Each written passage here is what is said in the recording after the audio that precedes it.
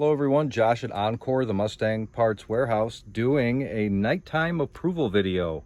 I got myself a flashlight here, but since this order needs to leave immediately, I want to take this video as quickly as I can, and it's been so hot these past few days, I'm actually working the night shift. So let's get into the pre-shipment condition. It looks like it maybe has been installed, because that's probably from like a ground effects kit, I would imagine, a saline ground effects kit or something, and there's lots of handling scratches on it. But when you get up close to it, you can see that's just the factory primer black urethane, never sanded, never primed or painted, and the shape of this thing is probably something that should be used in tooling. I mean, I know that a lot of the bumper sag in used bumpers is almost unavoidable, it seems. A lot of times it's probably a combination of this piece of stainless here or steel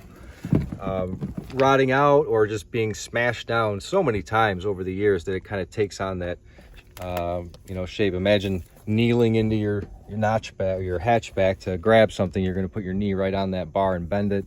And then of course a lot of them rust away, but also the bumpers with sun exposure probably shrink up and take a different shape, or if the car's ever been bumped or bruised, it might take on a whole new shape permanently.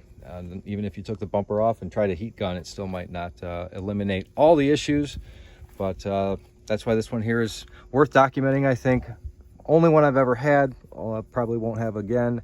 When you look at things like the studs and don't see paint missing from the threads, that's kind of a telltale. Another one that it's at least not been road used.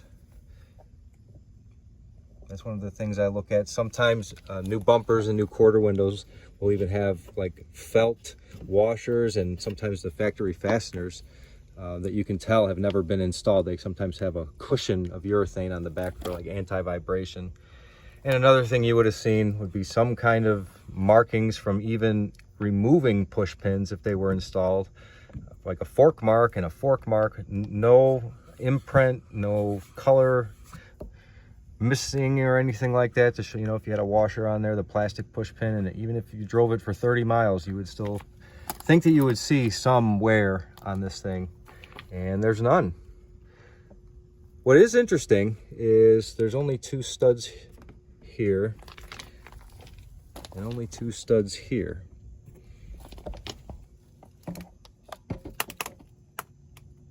Kind of hard to say. It looks like they might have been ripped out. So maybe somebody, just put these two bolts in to dummy up their saline kit and then abandon the project. I don't know. Let's look for the part number. And we might even find a manufacturing date code. Whoa, I didn't notice that till now. What does that say? 043949. That doesn't make any sense to me now. If it makes sense to any of you, down in the comments, let me know what that means. I see the factory part number, but I'm gonna look at this. Don't know what that means. Anybody watching? So here's the part number and the Ford oval, E7. So all that tells me is that this is of the first version of this bumper. And if they never changed it to 93, that would still say E7ZB. But if they made any modifications to the LX bumper between 87 and 93, it would have changed the part number to the year of the change. So if it changed in 88, it would say E8 instead of E7. If it changed in 90, it would say F0, still ZB, and the rest of it the same. But that's how Ford identifies their year of production. So the only other thing I was going to try and peek at was this little time clock here, but it's not all that important. What is the most important part on this thing is this Ford DOT sticker instead of a VIN number. It's probably the same reflective,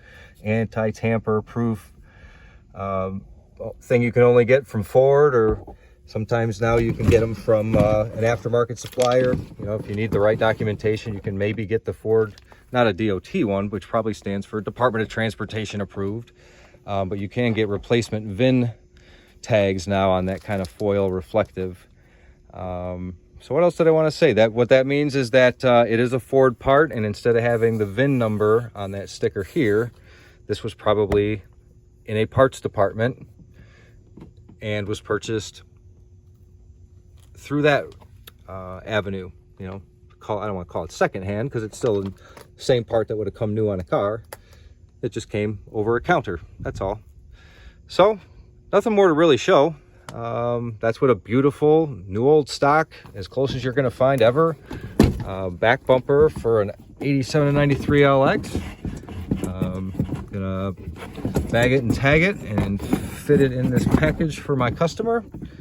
But any comments I'd love to have below. If you're looking for new old stock or used Mustang parts, you can find me on eBay or my website under the same Encore MPW. Talk to you soon. Thanks for your time. Bye.